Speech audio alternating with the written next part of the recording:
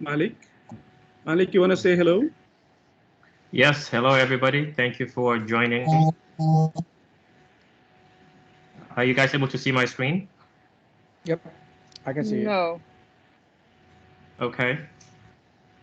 Yep. So as Alu said, we are co-hosting this event with GCCI because we feel that, you know, as entrepreneurs or as business owners in the Gambia, we can all kind of share how we've kind of dealt with the COVID-19 situation. Some of us are doing well through it, some not so much.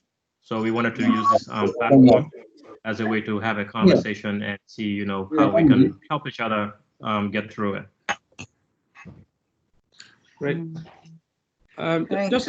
Just a couple of housekeeping rules. If you could kindly mute your phones if you're using a laptop or desktop in addition to your phone.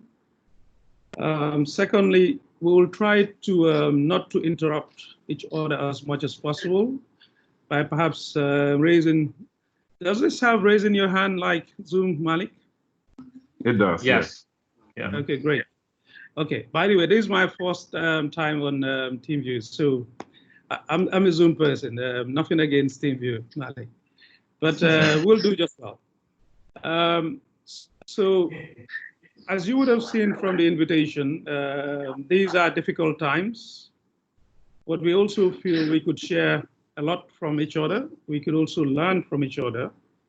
The experience will certainly be varied based on the sectors and perhaps where we operate our businesses. But I think there are many things that we can take away from this. Malik? Yep. So in this meeting, we have invited a few business owners, some that run large organizations and some that run small. So we wanted to make sure that it was diverse. So we have Mata Sise with Seaview Garden Hotels and Bamboo. So she'll share maybe some of her experience on how the COVID-19 situation has affected, you know, her space, her industry. And we have Fadi Shaimi with LG and several other brands that they operate. So he'll also share some, you know, some input there, advice, and just some wisdom. We also have Cassie's. Many of you that go to Gambia, you know, Cassie's is the hangout spot for coffee and pastries. So she's here also to share her experience. Unfortunately, according to Aliu Idi Mas Job, will not be able to join because he's running late from another meeting. But Mr. Babakar Khan with Reliance will be potentially joining us later today. We also have Modun Jai with Farm Fresh joining us. Mr. Mustafa Njai with Tough Global was supposed to be on the call, but unfortunately he had a death in the family and they were doing the burial today at 2 p.m. So he is there now. And then we have Umi Sise with Discovery Tours, who is also on the line and will be speaking. And last but not least, we also have Daipatu join. What I'm going to do is probably just mute everybody that's not speaking. That way we don't have any. Yeah, I'm taking care of that, Malik. I'm taking care of that. Okay.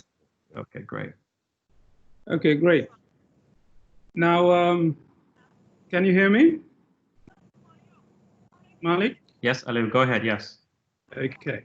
So what we're going to do right now is that we're going to just start by asking a few to just share their experience over the last 10 weeks. If you would recall, COVID-19 got to this part of the world sometime in early March. It's amazing how we've moved since then. When I think in Senegal, they announced the first case in the first or second week of March, and how the Gambia has since responded. I would like to just start by welcoming Fadi Houshemi, who represents the MFH group. He has a number of outlets all across Banjul and the greater Banjul area. Fadi, could you just share some few experiences over the last 10 to 14 weeks?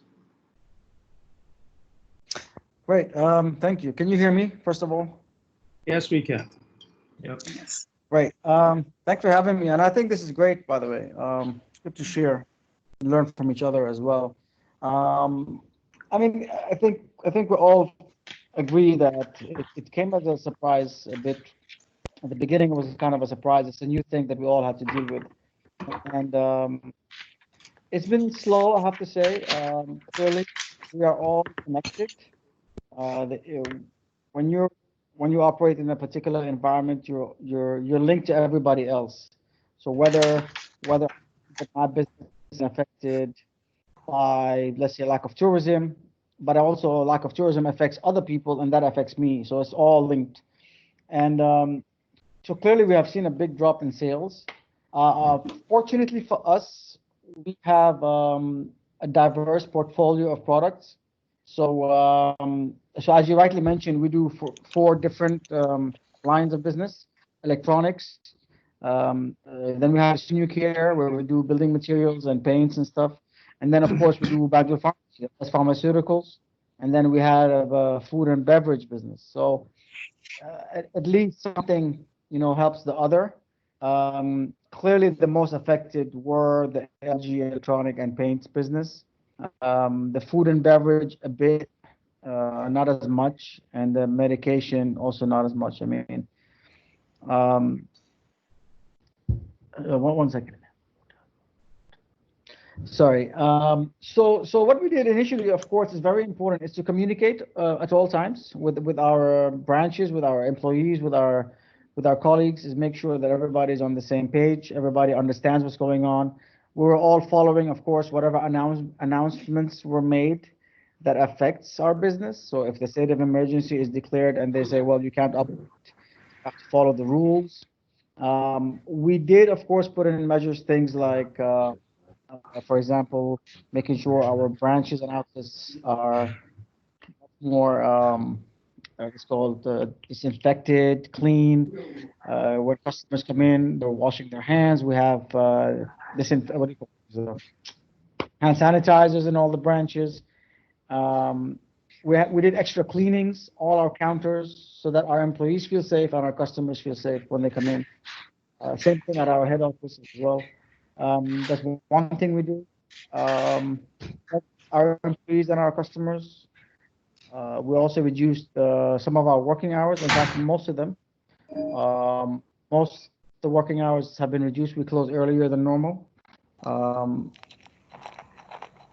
I'll give you an example. LG used to open till 8, and now it closes at 5. What else? Let me see what else I can chip in. Of course, during this time, and I think this applies to everybody, but I'll still have to say it, it's very important that businesses, whether small or large, cut down their expenses. If you're depending on a certain income and revenue stream and you have a budget for that, and that suddenly drops, if you don't cut down some of your expenses or even defer them, you're going to face a cash flow problem. And that affects any business.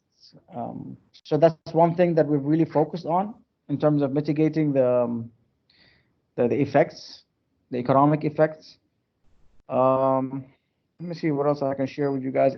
Some of you may recall when this thing happened in March, I think towards late March, we did come out with a public notice that we will not increase any of our prices, especially food and beverage. Because at the end of the day, I personally believe that there's ethics in business. Right. There was this whole thing about price hikes, and people were increasing prices to make use of the situation, and even the government had to intervene and say, look, you can't do that. But before even the government intervened, we publicly announced that we will not be increasing any of our prices due to that panic, let's call it panic shopping, and make use of that. Because we feel that we're part of the problem. If we make it more difficult on people who are already finding it difficult, it eventually will come back to us, and that's how economies function. I think that's very important. People understand that. Yes, it's business. I get that somebody will argue and say, well, Fadi, it's business, so you got to make the best out of each opportunity. Part of me agrees and part of me doesn't. We still have morals and ethics, and we have a role to play in helping everybody go through this together. So yeah, we didn't want to add any insult to injury. I think I'll stop here. I mean, these are my basic points that we went through this past 2 months. I mean, from the beginning, I'll just like to add finally from the beginning, for me, I always believe that you got to be positive and you got to be, you have to look ahead while you deal with the present. You have to always keep your eye to the future. COVID will disappear, or maybe not, but eventually we'll have to live with it somehow in the world. Every economic recession has always a comeback. So every business owner here, small or big, should ask themselves, where am I going to be when that comeback hits? If I'm going to sit here and cry over what's happening, I'll lose sight of what's to come. So yeah, so we deal with it as it comes, but we'll always keep an eye to the future. I'll stop there for now. Thank you. Just before I hand over to Malik, now with the last 2-3 months experience, if another emergency should arise in 5 years' time, what would you do? I mean, this is a tough one, Aliyu, because you don't expect these things to happen. If, of course, pandemics and viruses become a common thing globally, clearly businesses and the human race has to adapt to a new way of life.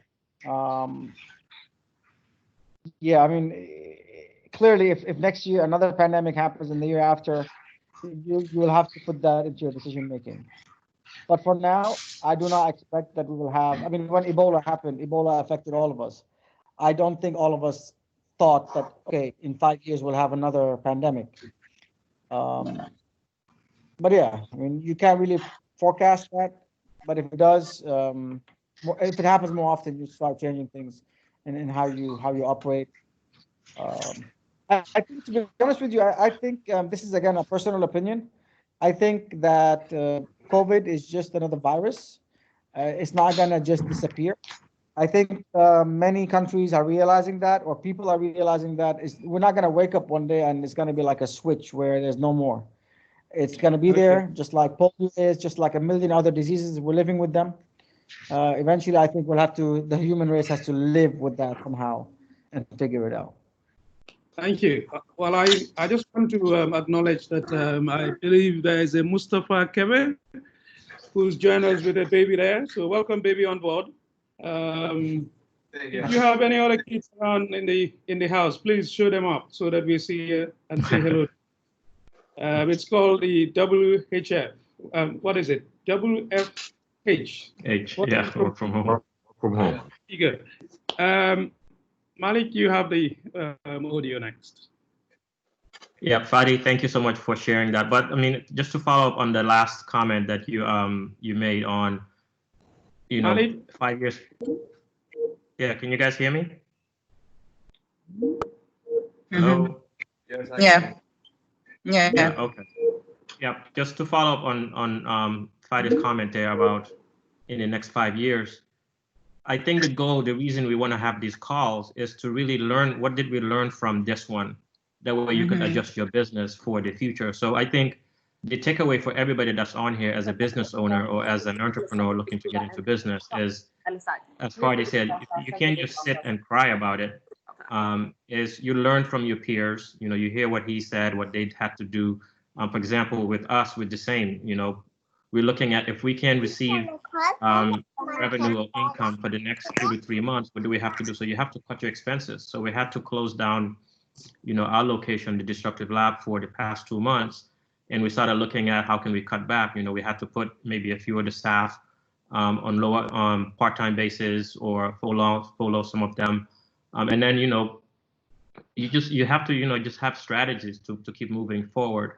And you know, for those of you that have customers that maybe you didn't have a way to communicate with them, you know, maybe start collecting email addresses when people come into your store or when people come into your, you know, so that you have a platform that you can at least communicate with them. I think the most important piece of all of this is communications between your staff, your customers, your prospects, and letting them know where you stand. And in this way, you know, in the future, you at least have a way of you know, collaborating. And as far as the rest of the speakers, so the goal is to keep your comments maybe 5 to 7 minutes.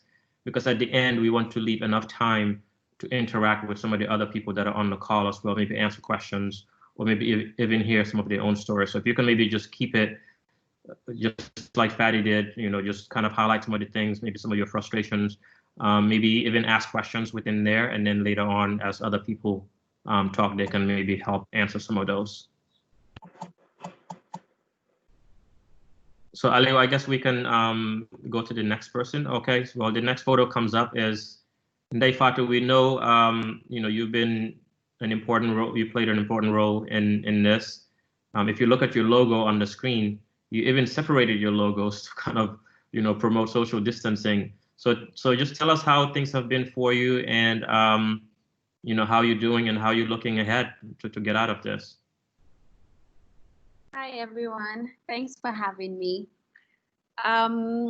So when everything started, and then the state of emergency was announced, I was a bit shocked, because, at that point we were so excited getting ready for the trade fair. I had come up with new products that I wanted to introduce at the fair and all of that. But then, we had to close the shop for more than 2 months now. So I had a bit of a very low moment. I was on the verge of, I was really stressed out, because it was just out of the blue. But then, after 2 weeks or so, I came up with the idea of the cloth masks, the face masks. And that's really what drives me as an entrepreneur. I mean, since I started TIGA, my creativity is fueled by finding solutions for challenges that we face. So I realized very early on that, okay, we're gonna need face masks. We won't have enough. And the ones that they have at the pharmacies, they're disposable, right? So people won't really be able to afford to buy face masks at pharmacies, wear them for 4 or 3 hours, throw them away, and then get some again. So I thought, okay, let me come up with face masks, which are sustainable, reusable. People can just wash, iron, and wear them again. So, we were selling from home, because I had to remove all the stuff in the shop, bring them to the house. And then we used fat delivery courier services to deliver to customers. So that's how we've been trying to overcome some of the challenges we've been facing. So we've been doing a lot of selling through social media, and then fat delivery to customers, and also DHL, because we have a partnership with DHL where we get 50% off all shipping costs. What we've also been doing is communicating to our customers constantly, and the staff. We really utilize social media during this period, and also doing constant posts to make sure that our customers don't forget about us, don't forget about our products and the brand. But also for me, what was very important is to use the platform we have, TIGA, to sensitize people, right, about COVID-19 and things like that. So we came up with sensitization campaigns in different languages. We started donating face masks to vulnerable people, and we've been doing a lot of those. So that really helped me, helped remove me from that dark hole that I was slowly shifting into, because it was quite depressing for me, to be honest, when the state of emergency started.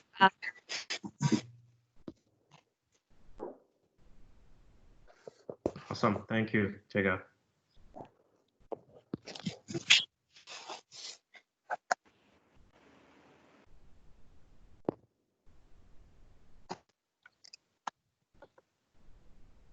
Okay, so like I said, Mr. Tuff won't be able to join us.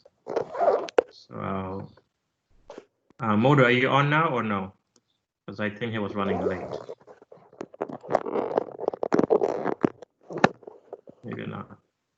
Okay, we have Mata Sise. Mata is the general manager for Seaview Gardens Hotels and Bamboo. And I can imagine, you know, how maybe, you know, because you guys are the most hit in this entire, you know, situation, especially that you just launched your new hotel. So tell us, you know, how things have been, how you've, you know, mitigated some of the challenges, what you've been doing, and you know, whatever else you want to share. Thank you, guys. Thank you, Malik. Thank you for having us. As you guys know, I think it hit at us most, the hotel industry, the tourism industry. For that, it's like it's been hell for the past couple of months. And imagine like we just opened a hotel about a month ago. And before that, even before that, we had this Thomas Cook problem that we had, Thomas Cook that canceled, that they're not coming to Gambia anymore. So that was a tragedy, because that was something, because most of our tourists, people that come to Gambia is either from Scandinavia, and 70% are from UK. And to have that problem with Thomas Cook, that was in December, and we don't have any tourists from England coming up unless it's like booking.com or private guests that are coming. So those ones, we were affected by that, like really affected by it.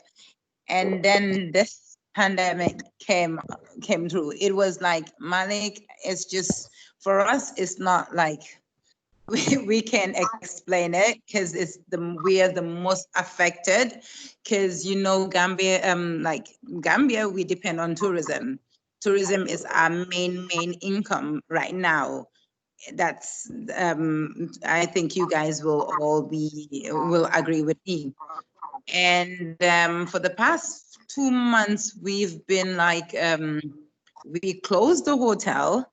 And we had some staffs that we had to maintain. About, imagine we have about 70 people, 70 staffs we have in one hotel, and now we have about 5 that is in the hotel. Maybe we have the securities, some of the securities, and some of the one housekeeper will be there to open the rooms and dust it and all those kind of things. And imagine, like, these people depend on, with the staffs that we have, they all depend on this income that we give them every month. And then this lack of employment, it's really affecting us, and it's affecting them too. And another thing is, it's not only for them, the employees, it's even for us business owners. Because imagine we're hoteliers, we have bank loans here and there, because you know, many businesses, big businesses, you take loans from the bank to sustain your business, and some loans from the service providers and all those kind of things. And imagine everything is shut down, and what are we going to do? How are we going to maintain our loans? How are we going to pay up our vendors and all those kind of things? So it's really bad, and it's affecting us a lot. And for us, that we have in like 3 hotels, couple of weeks, let's say a month ago, we have this quarantine people that we are quarantining them by the Ministry of Health. And that's the only thing that, like, because we've got 3 hotels. So we have Bamboo, the old Bamboo that we have some of the people that Ministry of Health is bringing some of their quarantine people there to stay for a couple of weeks. And then that's the only thing that is like, at least is helping us a bit. And it's not that we're gonna have it constantly, because there are so many hotels that wants to have it. So we're just lucky to be one of them, so that they can fill one of the hotels there.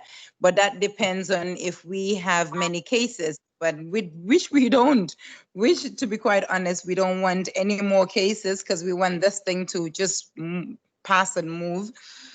But we have some suspected ones that we put in the old Bamboo Hotel there.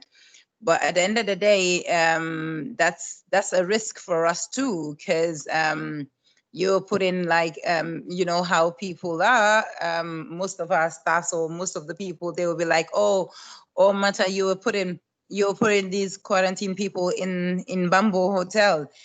Is it safe? I'm like, okay, I know Ministry of Health, they will fumigate the place. They will, we're not allowing any of our staffs to be at risk. So we're not telling any staffs to come in there. Everything is based on them. Even the food that we're giving them, we put it in a pack lunch and just put it at the gate, and then their officers and the health officers will come and collect it for themselves and serve the people there.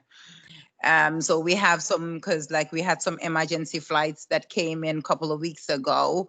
So they had to be quarantined for a couple of weeks, like 2 weeks, 14 days. So we are using that to manage with what we have and to help maintain some of our staffs that we have from all 3 hotels. But to be quite honest, Malik, this for us, it's been hell. It's been really, really bad. We just hoping and praying that like just what you said earlier on, what are we going to do if it happened in the next 5 years again? I think we will definitely learn from it. Do you understand? We learn from how this came to us at a sudden and at a surprise. Like, oh, can you guys hear me? Yeah. Keep talking. We can hear you. Okay. Yeah, so that's the thing. So Malik, it's something that we need to learn and be prepared. We cannot be prepared 100% because we don't want these things to happen. But at least this came as a shock, and it's very difficult for us hoteliers. And I know Cassius can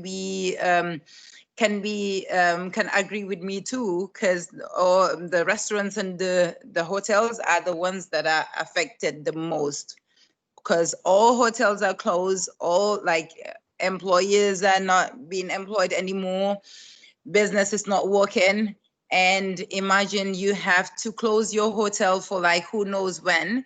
And when you want to open again, it's like a massive renovation that you're going to do again because you've been closing the hotel for a while. So definitely it's something that is really, really, really affecting us. Definitely.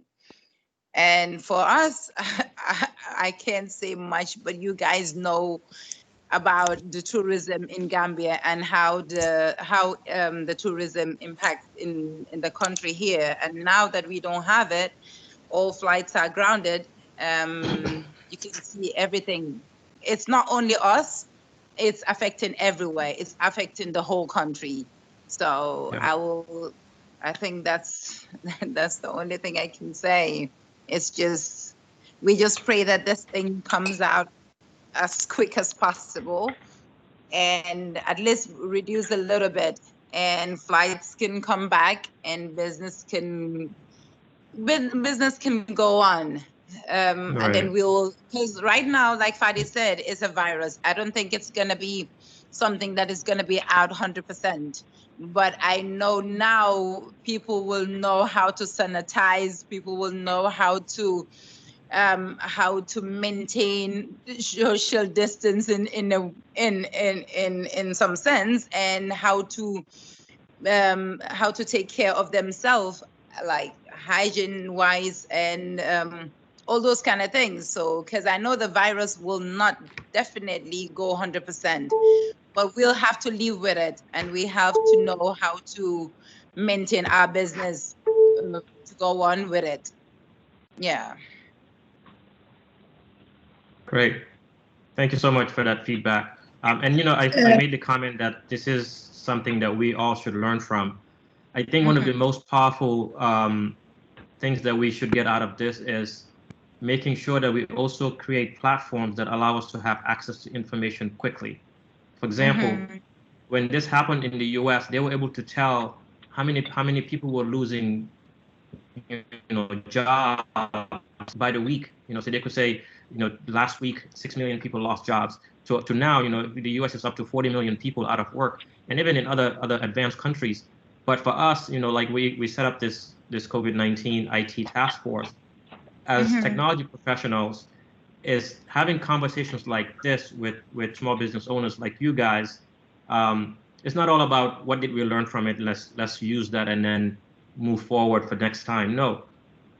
What is it that if we had more access and more visibility to that type of data that we could pass along to either the banks that you have your loans with, or to that way they'll know that, okay, this is not just Seaview saying they need payment deferment, for the next 3 months. Even, sorry, Malik, sorry to interrupt. And even the taxes, even GRA taxes, even the taxes that we're paying. Do you understand? We have to, and it's not a small money, so it's something that is affecting us a lot. Yeah, definitely. So I think this conversations will spark that and allow us to create better systems and show that during this COVID-19, these were some of the things that impacted a lot of people. That we're not saying that having access to the information would prevent it, but it'll make it easier for people to make quick decisions. The government will have visibility into what some of the things are happening, and incubation platforms like GCCI. I think they put out a form last week to help collect some of this information that they could eventually use as well to be that, as they rightly say, they're the voice of the business. They can use that, and that's why it was important for us to partner with them on this. We are capturing information from us as business owners, as entrepreneurs. They have that voice, and we can all collect that information and say, based on these conversations that we've been having, here are some learnings that we had, and here are areas that we think. That way we're kind of giving the feedback on what some of the things, the priorities need to be. Put those things in place. That way, if this does come back in the next 5 years, at least we have a point that we've learned from and built some mitigation strategies in place and be able to move forward from that. Yeah, that's true. Aliu, do you want to add anything? Hi, good afternoon, everyone. Hi, Malik. This is Sarata, GCCI. Ali was just started another UNDP meeting. I'm just stepping in for him briefly, and then he'll join in another 50. Apologies for this, but good afternoon, everyone. Good afternoon. No problem. Welcome. I just have a quick question before Mata leaves us. Mata, when you mentioned, which is very important, you mentioned the Thomas Cook problem. And one of my question was right after the Thomas Cook and right before COVID, was there any support from government to help cushion some of the shocks that your sector went through just before you hit, or just before we were hit with COVID? Was there any sort of support, especially when it comes to tax relief, particularly? Was there anything like that to have helped your industry just before we went into COVID? Honestly, no. Honestly, to be quite honest, no. We haven't got. We are trying to, because we're trying to tell them and talk to GTA and hello. Yes, please go ahead. We can hear you. Don't worry. Okay. Yeah, no, we haven't got that help from the government. And we tried to talk to GTA, the Gambia Tourism, GTB, the Gambian Tourism Board, to tell them if, because this, if they can reduce the taxes that they're taxing us, or waive some of it. Even if they can't waive it all, they can waive some of it, and we can pay less tax, because we've been affected from the Thomas Cook, seriously, about 70% of our income. Do you understand? Because like I said earlier on, Thomas Cook was one of the main tour operator that Gambia uses. Do you understand? And when they decided not to come to Gambia anymore, it was when it was just like from sky high down to zero. Do you understand? Because we were just dependent on either private people, private guests, tourists, which like maybe if you are like if you have been in Gambia, like if you are a repeater, then you know your way around and you know the way all other hotels. You can just book flight only and just go and choose whichever hotel you wanna live in. Do you understand? That's the only thing that we've been having from England, tourists from England, or the booking.com, and that's similar to the private thing. And then the rest was just the Northern Europe, which is the TUI and Thomas Cook Northern Europe. They did not come because it's all part of Thomas Cook. So it was just TUI, Cras, and Meeting Point that is from Germany or whatever. And those 3-4 tour operators, they cannot sustain, like we cannot sustain that amount of just 4 tour operators to fill our hotels. Do you understand? So that was a very big impact for us. So I wish the government could have helped us because we really need it.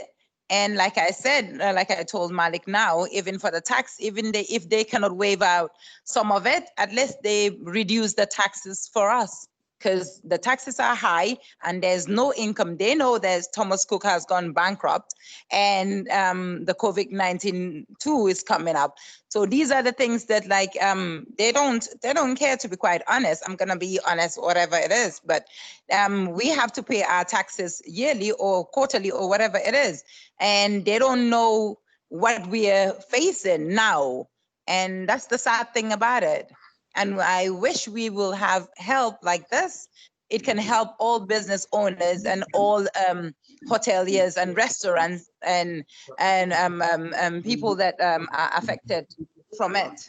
Yeah. Thank you. Let's keep the conversation going. These are great and very useful information indeed. We'll get there. Malik, over to you. Yeah, so Umi, if you don't mind, I'm just gonna skip you since it's tourist, and then you come next. So I will go to Cassie's now in restaurant. Is that okay? That's fine. Okay, thank you. Okay, like I said earlier, you all know who Cassie's is, so I'll let her, give us some input on how she's been dealing with the COVID-19. Hi, everyone. Thanks for having me. Can everyone hear me? Yes. Yes. Yeah, so I guess like for everyone, it came like a shock. We decided to close down as soon as we heard about the first case in the Gambia for the safety of our staff and customers, as we didn't know where it was going. And, we had other countries to look at. And with looking at that, I think I'm not alone thinking that it would be a lot worse. We closed for about 2 months, 2.5 months maybe. But about a month in, we decided to do pre-orders from the pastry section, because that meant that the only person that needed to come was our pastry chef, who, by the way, called me a lot and saying that he wants to work and he missed work. And he was also self-isolating at home. He can also walk to work. So we thought that the risk was minimal for any kind of spread with him coming. So I advertised only on social media, Instagram and Facebook, and got people to order at least 1 day before pickup. And it was just to, like Tiga said, for example, by posting on Instagram and social media, you're making sure that people don't forget you for when you are coming back, because we will go back to kind of normal sooner or later. also, I agree with Marta, of course, hotels and restaurants and tourist industry are probably the people that are most affected of this. But of course, everyone is affected. And we were thinking about our staff. When we sent them home when we didn't know when to come back, we gave them a couple of salaries, and there's not much else we could do. We don't have that kind of savings account to be able to pay them for 6 months or however long this would continue for. So we did the pre-orders for, I guess, about a month, which was okay. And then we decided that after Ramadan we'll open for takeaways. So we just opened for takeaways last week. You can't compare it obviously being open. I think more than half of the reason you order from a restaurant is because you want to go out, you want to sit there, you want to meet people, and all of this is not possible with the takeaway. But at least it's something to be able to support the staff that are home, and we don't know how long they're gonna have to stay home. So we took some precautions by only having people that can bike to work, that doesn't take public transport. We're trying to be as few as possible at work at the moment. And we've been talking about how to go on when the state of emergency lifts and we are allowed to put tables, how to go about that, to not have as many tables, make sure they're distanced, hand sanitizers, and always wiping the tables, not having tablecloths, and all of these small things that I believe could make a difference in a safety matter. Then I don't know if I should go in more about Instagram or not. So if you don't mind, maybe just talking a little bit about maybe during this downtime, some of the strategies that you've been either working on that you plan to keep even post COVID-19, what improvements have you made to your business because of this downtime? So maybe if you can throw some of that stuff in, that would be great. That's for everybody else that's making comments, just so we can kind of learn or give other people ideas on things they can do for their businesses. Yeah, I think for my business and for most businesses, like Tiga said as well, that she's posting a lot on Instagram and social media. I think at this time it's important to be on social media, and you have to get to know your customers. You have to post often, but only also post good things and good pictures, not to just post anything. There's a lot of work behind it, but it's worth it. You want people to go on your page and want to follow you straight away, even if they're not in the Gambia at the moment. And I did some competitions, giveaways, which also help because people start talking about us, they start following us, and this is potential future customers to us. Also involve your followers, ask them questions. I was asking what they missed about Cassis, telling them that I missed them. I think it's important to be quite personal, even though it's business. I don't think that professional and personal cannot go hand in hand. And especially for me, I guess, because my name is also on the business, it's, Cassis is me as well. So I have a really good connection with my customers. I take the time to answer, no matter if they're messaging me on WhatsApp or direct message on Instagram or Facebook and commenting, and you're having a conversation, you're talking to them, and I don't know if I missed something, but through social media there's a lot you can do. I would also tell everyone that have a business on social media to change to a business account, because that you can also easily see what posts people like, what posts they comment on, what posts they share, and things like that, to be able to know what they want to see in the future and what you should continue posting, because there's no point in posting something that no one is interested in. So for example, during the pre-orders, you can see that I posted a lot of strawberry things, strawberry tarts and strawberry cakes, and I repeatedly did that because I knew that that's what my customer wanted, or that was a popular thing that when people see that photo, they would want to buy. Well, so if I put something that is less popular, no one might order it.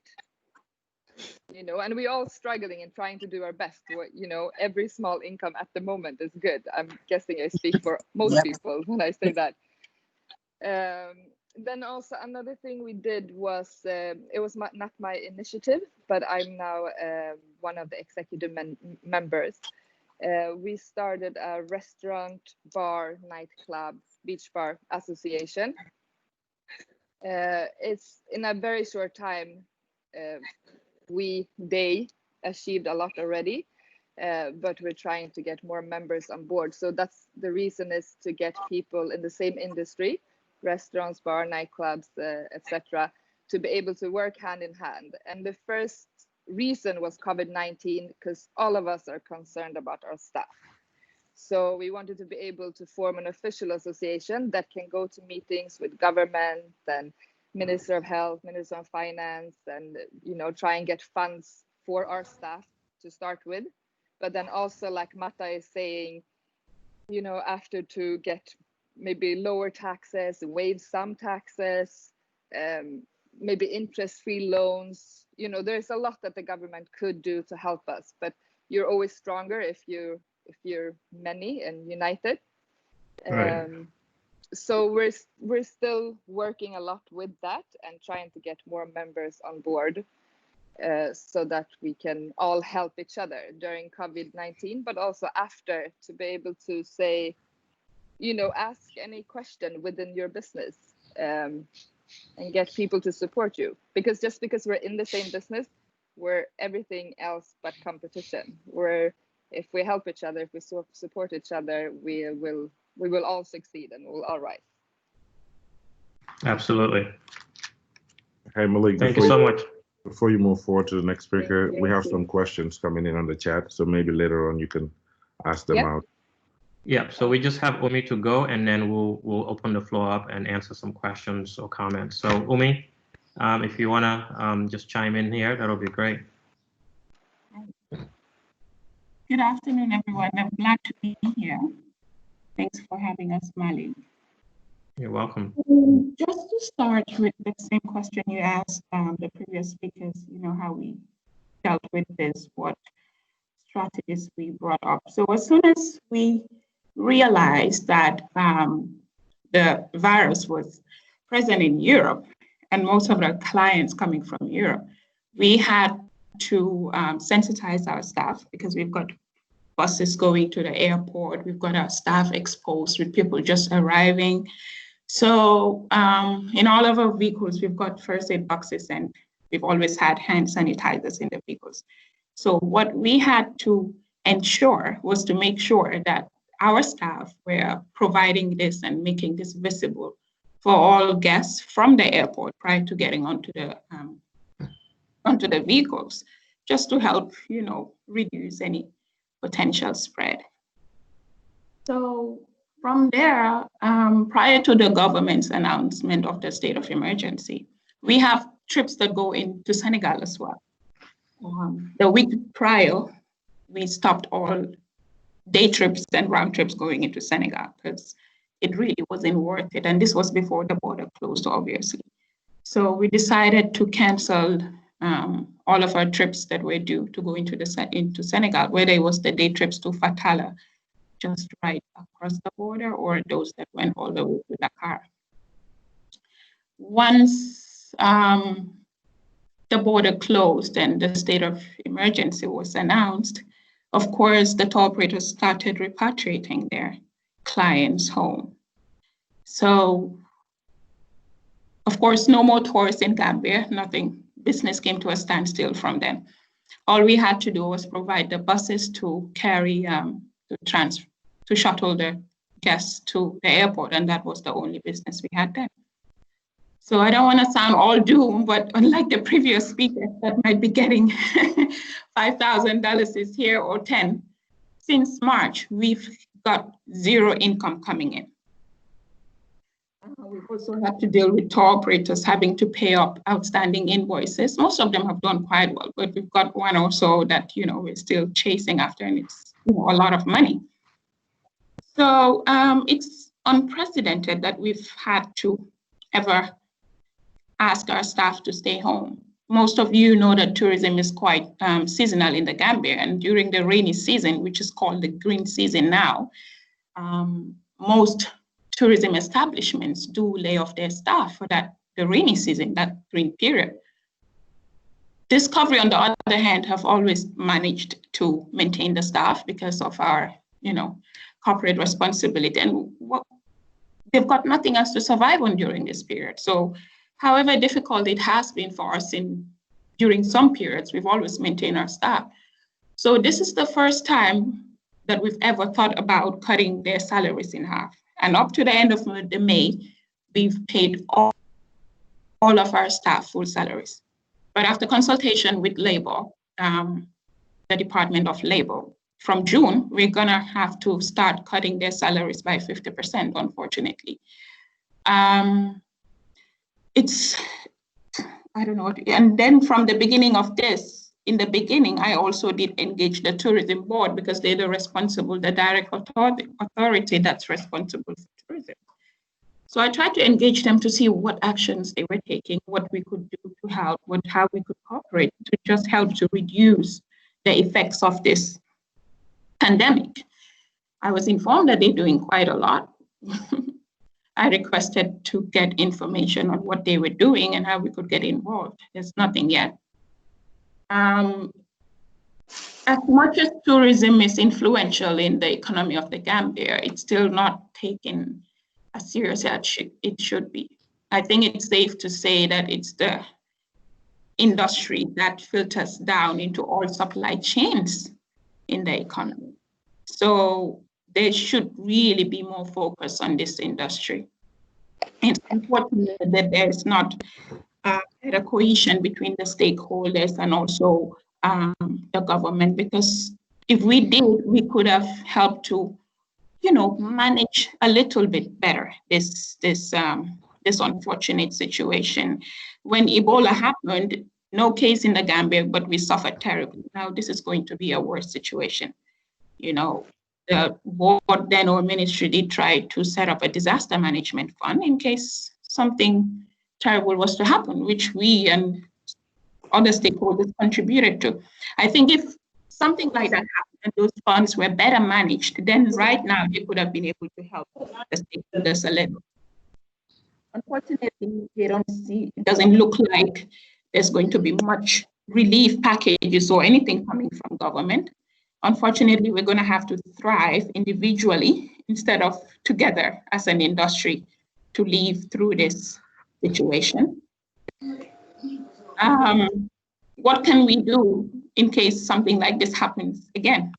That's a difficult question, but it means as businesses, we must try to, make better plans and to plan and save more for such incidences, because honestly, to say that we're going to be getting relief packages or anything in case this happens again, you would think we would have learned our lesson. It's not going to happen. And for us, for example, we've recently been involved in upgrading our fleet and getting new buses, and we were just about to purchase a few more when this happened. So all of those plans to expand and upgrade our services will have to be put on hold. Right now, there is no work. We're just working, getting our books sorted and everything. I'm trying to do new programs in case we could start operations again in 2021. We're hoping the end of winter 2020, the beginning of winter 2020, 2021 would be better. But at the moment, honestly, I cannot tell you what the situation is going to be like. We were on the verge of signing new contracts to start from October, November. All of that had to be put on hold as well, unfortunately. So we'll just take it day by day. We keep planning, trying to improve ourselves, and Just going to government, I mean, I know we talk about this a lot, but then the cooperation of the authorities and government is paramount to the sustainability of tourism businesses here post this pandemic.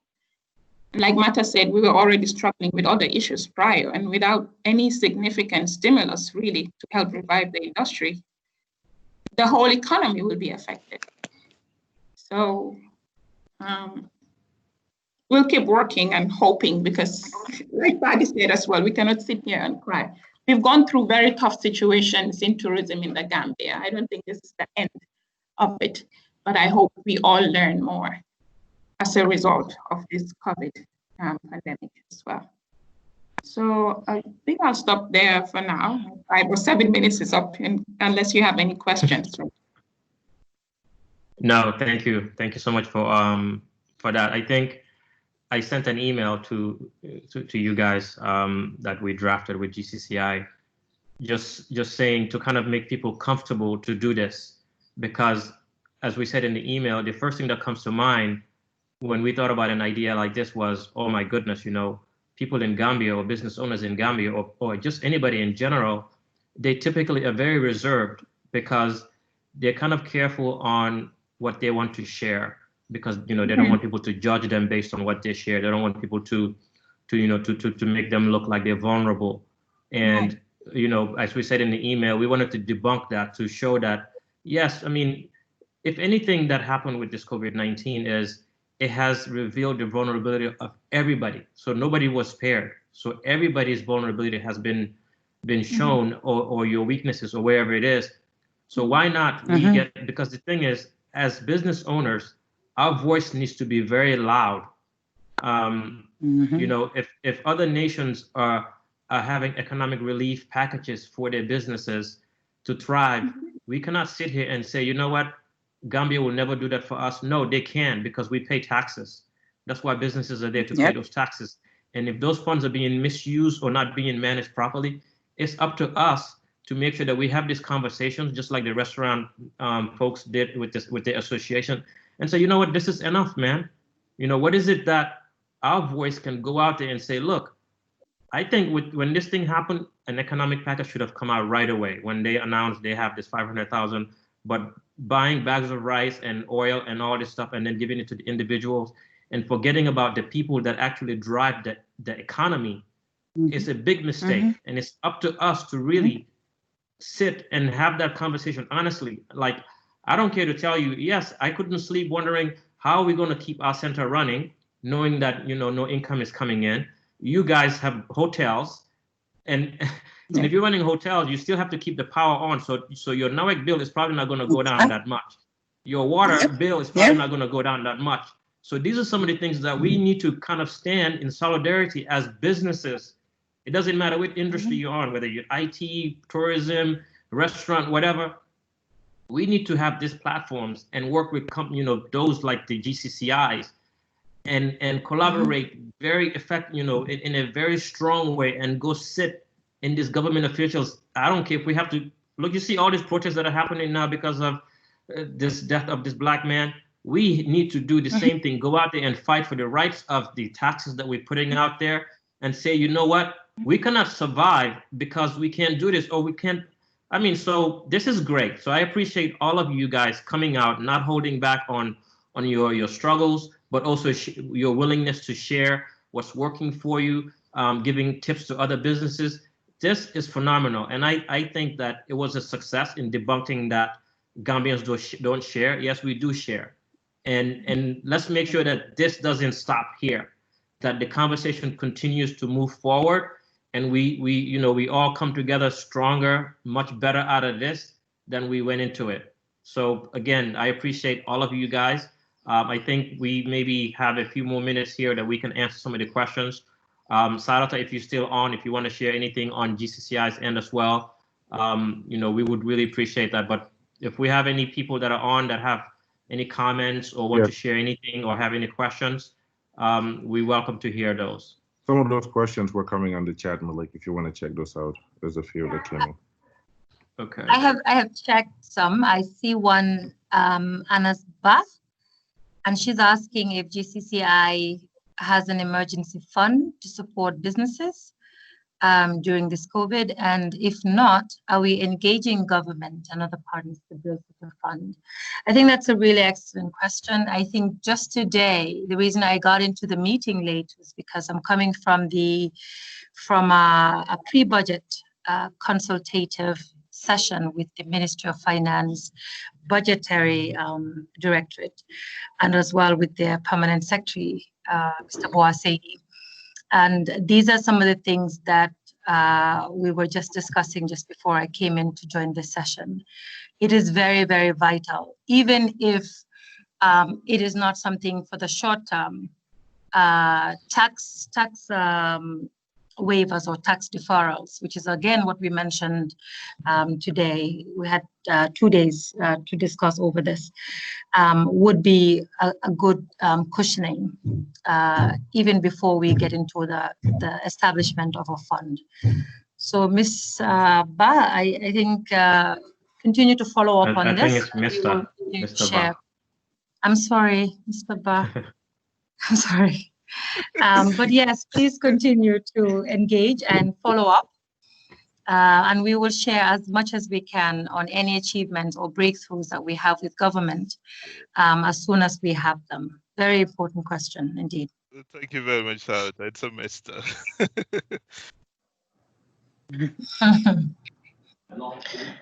Can I say something? Oh, go ahead. Yes, go ahead. Yeah, this is Elizabeth Gomez of Facile Clothing. Sarata, it is good that you taking part in coming up with those ideas of, for example, with the tax break, because I had a horrible experience with government just 3 weeks ago, and I'm worried that they don't really care, because I had a shipment that came in by boat, and it was very late due to COVID, and finally had to check it out. And there was nothing, like they didn't even have any. They didn't even sympathize with a local business trying to clear out goods from the authorities. The tax levels are still the same. It's 40%, 20% on importation, 20% on duty waivers, and you know, in the middle of a pandemic. And you know, those items were delayed. Those items were in a port in Germany for almost 3 weeks before they were released to continue its journey to Gambia. So, you know, delayed. That's you're not getting your inputs for your production. You're not fully utilizing your capacity. And at the end of the day, it's because of something you cannot control. But government, I was really mad. I don't think they really care. So it's good that an organization who is there for all businesses is working hard to get them to understand this very, very special situation that we are going through. Thank you. I couldn't agree with you more, Elizabeth. It's exactly as you're portraying it. And you're not unique in this. There's so much going on that they're responding to, and we all know how slow government responds to anything, much more during a midst of a crisis. So I couldn't agree with you more, and please continue to engage. And thank you for sharing this information with us.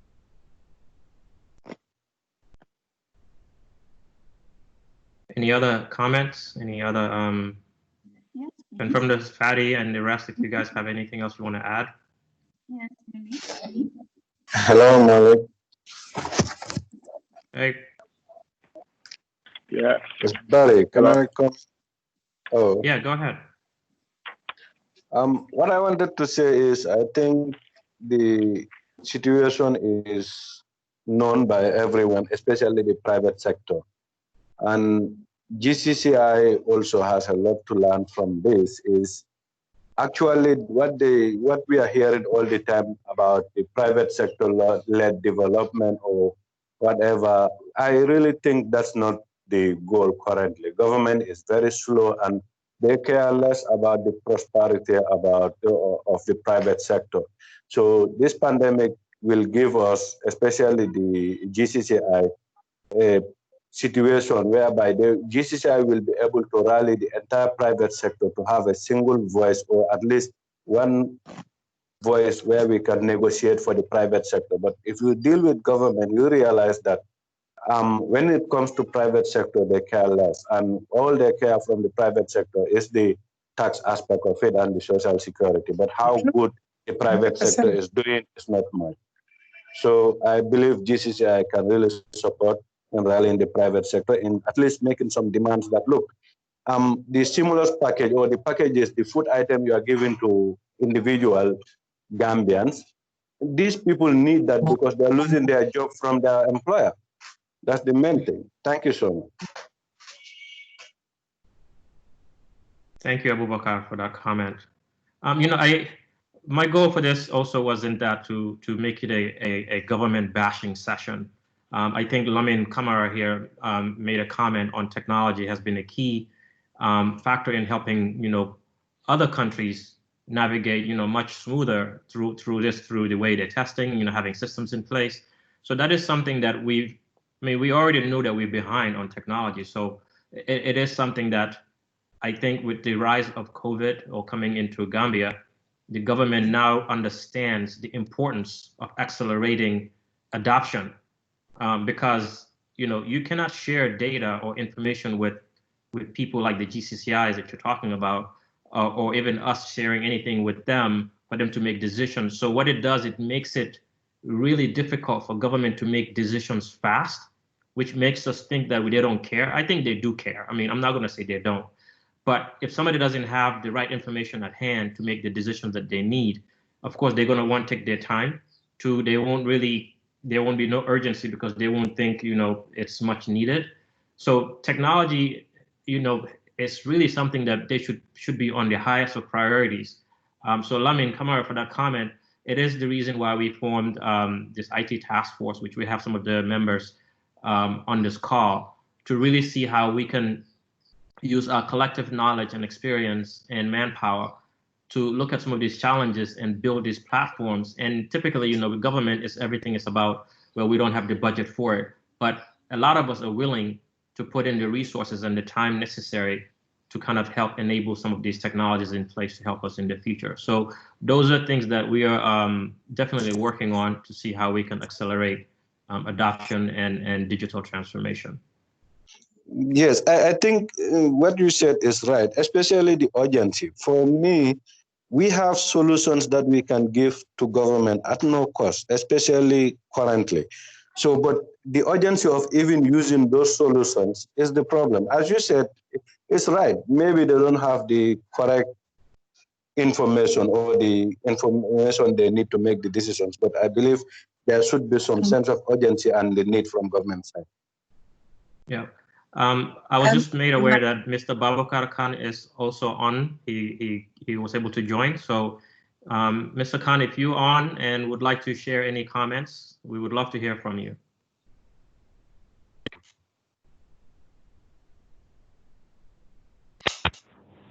Yes. Good afternoon, Malik. Good afternoon to all the participants. Firstly, my sincere apologies for joining the conversation. I received the connection very late.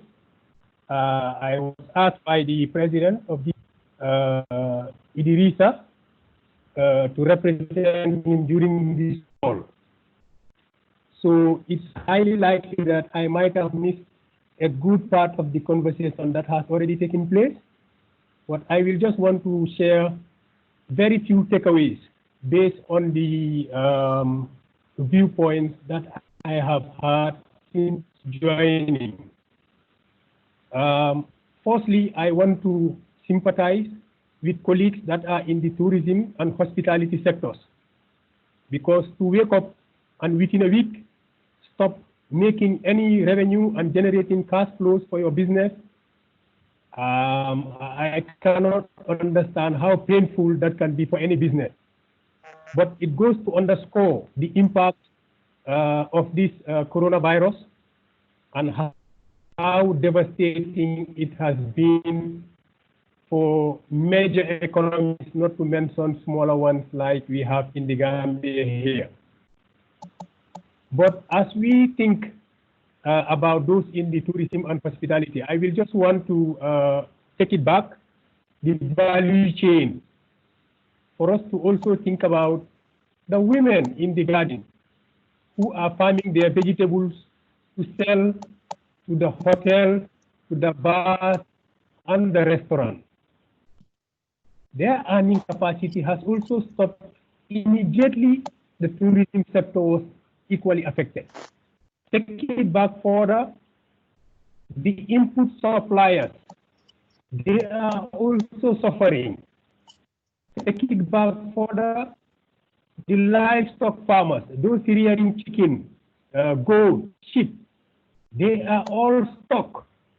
So what this goes to demonstrate, there is need to build business resilience in all our business structures. Whether you're operating globally or you're operating locally, there is always a chain of events that if you do not have the right structures to crystallize, it can really bring your business to a standstill within a very short period of time. In this regard, I would just want to add that going forward, given how devastating this virus has been, there is need for each and every operator to think to try and reach out to the customer. And when I say technology, it's not the technology for our business, but a technology that is versatile enough to empower your customers to connect and use your product services at a time and place of their own choosing. Because without their participants, I tell you, the road ahead is going to be really rough. Not that I'm promoting my brother here, Malik Khan, who I am pleased to let you know that when we started Reliance, he provided our first email hosting services up to around 2010 or thereabout. And here is a business in the US servicing a client in the Gambia. These are the kind of resilience that we all need to have in our businesses going forward. It's really crucial. Now, in terms of government, Malik talked about it, that we should not be bashing them, but I just want to highlight 2 or 3 things that they have done. First, they have felt the impact of COVID-19 on the tourism business like any other operator. Imagine how much revenue they have lost. In addition, imagine how much they are losing in terms of the fuel subsidy that they have introduced. The reduced volume of imports that has taken place over this period of time. These are huge amounts, albeit that there has been some donor funds to support the balance of payment, and this could have also been channeled in order to support these most vulnerable sectors. So the engagement with government is something that needs to continue.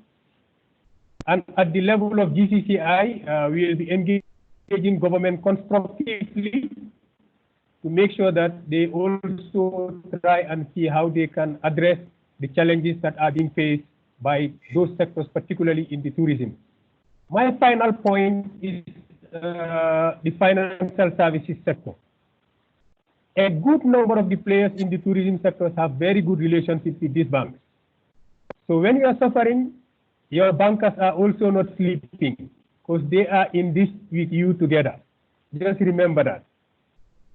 Last week, the Monetary Policy Committee of the Central Bank has reduced the cash reserve by 2%, thereby making a total sum of 300 million available to banks for onward lending to micro, small, and medium enterprise operators in the Gambia.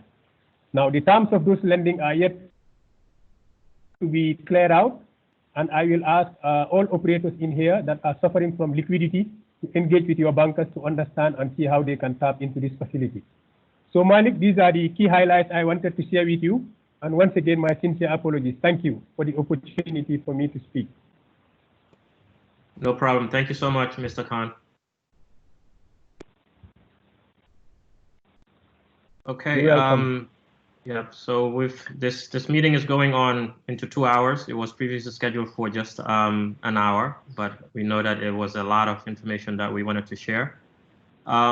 But the good news is, even if we ended, the goal is this is going to be a series of conversations that will be, GCCI will be, having, we'll be running it either solo with GCCI, or we'll partner with them on some of them.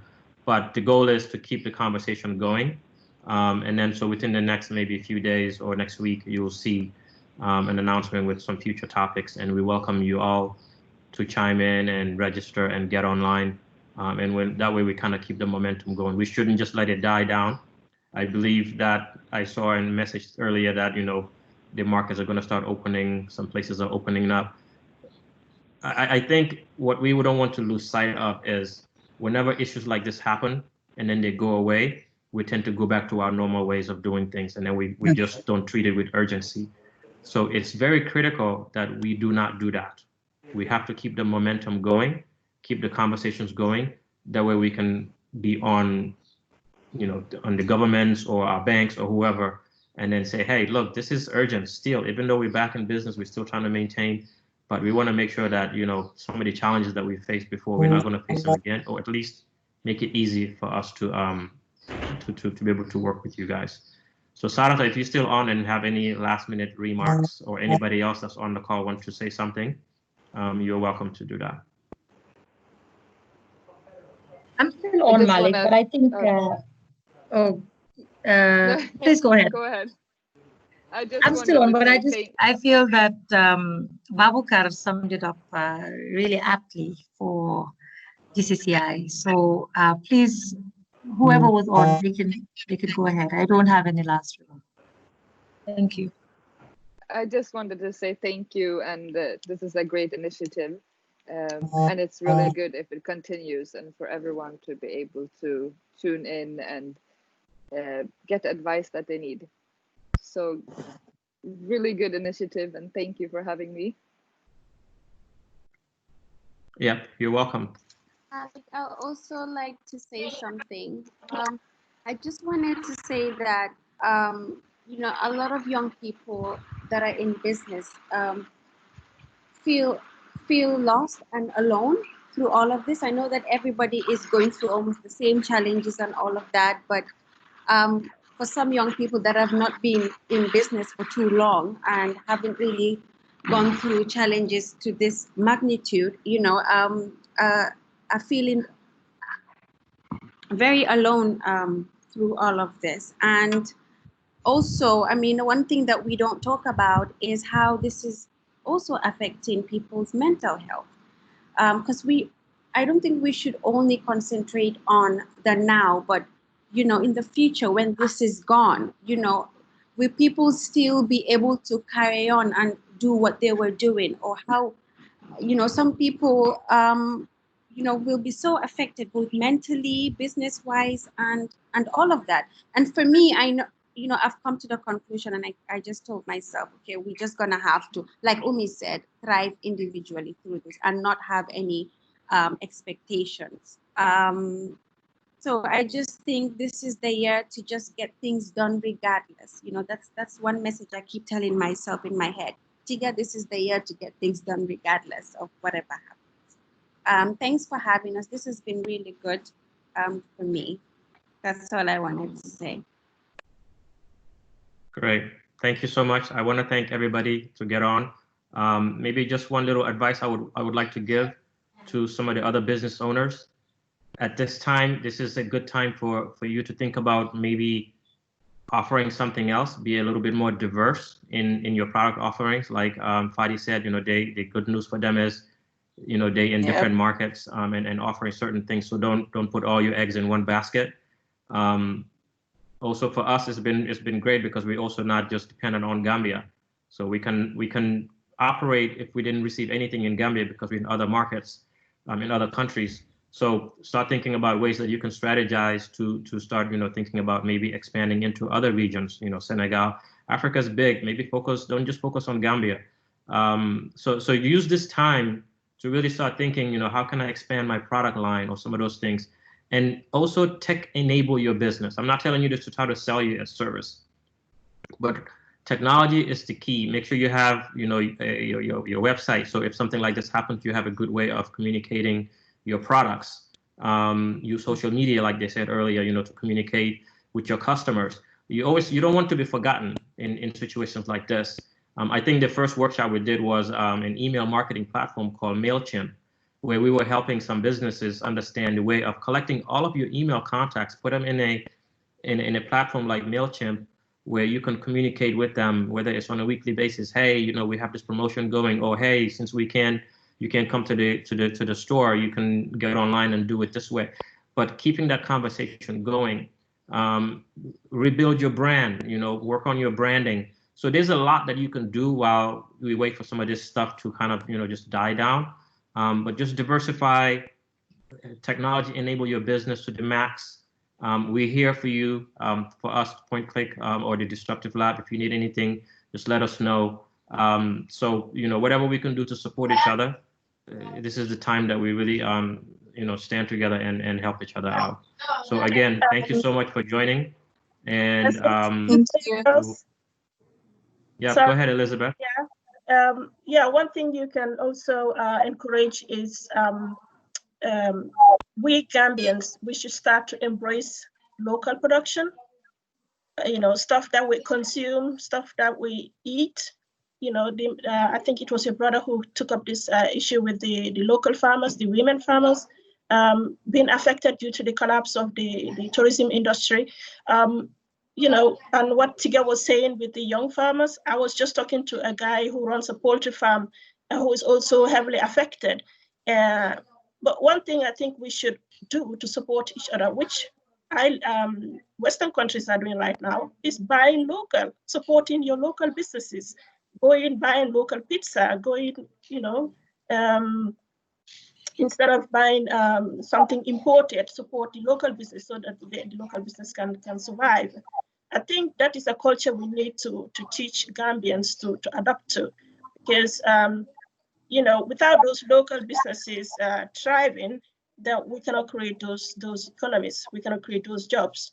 So I think one thing GCCI as a partner in this is to increase our advocacy for promoting local, eat local, wear local, and help those local businesses survive locally.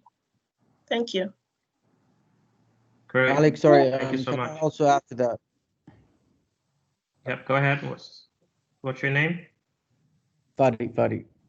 Oh, Fadi. Okay. Yeah, I mean, I think Elizabeth hit it straight on the head. I was about to end with that actually. Because Ali, you asked me earlier, what would we do if this happened again?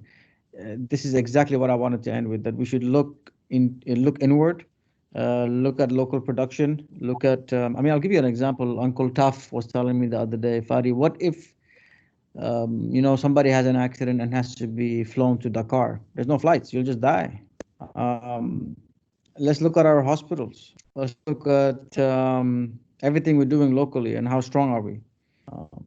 So this is an example of a lot of things that we need to change. Local production, of course, local sustainability. But let me end by thanking you, Malik and Aliyu and GCCI. This is great. We should do more of this stuff. Yeah, thank you. Okay, well, Fadi, Mata, Umi, Fatu, and the rest, thank you so much for your time. We really appreciate it. Thank you. Thank you so much, Malik. Thank you. So like I said, this is a series. We're going to be doing more of it. And, just the time that just being here with your time it means so much. And you won't realize that you may be down, but you have no idea maybe who you just helped that was on the call, maybe that was feeling down. Heck, when you were talking, I was like, man, I guess my situation is not so bad now. Just hearing somebody else tell me this, or like, oh my, like I feel for everybody, man. It's been really a tough thing, but just hearing your peer also say that, you know what, we are struggling, but we're getting through it. There's so much power in that, and I really appreciate you guys taking the time to come out here and do this. So and all the attendees that were on as well. Okay. Yeah, thank you. I even wanted to say to Umi, because we're in the same boat, we're in the same tourism thing. So if we have any ideas or anything that we need to do, unless we can meet each other or share ideas or see what we can do to help the industry too. So I think that's a good thing to, if we can share ideas or see what we can do to help and how we can maintain this. Because like just what Umi was saying, like you're planning on buying on buses and all those kind of things, and everything is on standstill. We don't know what to do, and it's just crazy. So if we can share ideas or see what we can do in the future, or like, because we're all sitting down, like you said, with zero income or whatever it is, and we see what we can do to sustain this thing until the pandemic is over. We have Ismaila Baji. Are you still on? Yes, I am, Ismaila? Malik. Yes, I Yeah, am. Ismaila, you guys know Ismaila with Innovarex. If you want to take maybe 5 minutes just to share how things have been for you, because I know, this probably has affected you as well. And I saw that you've been really, doing a lot of great things with, you came up with your own hand sanitizers for those that are maybe looking to reopen. We just ordered some from you for our space. So maybe just give us some feedback on maybe new products that came about from this, or how you've been able to transform, or, we would love to hear from you.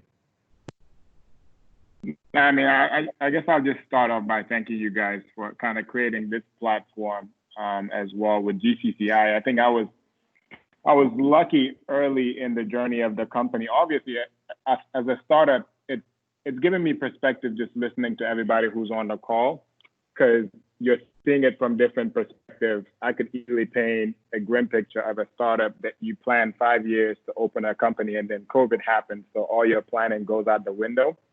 But at the same time, too, you feel for a lot of businesses that have been staples in the Gambia.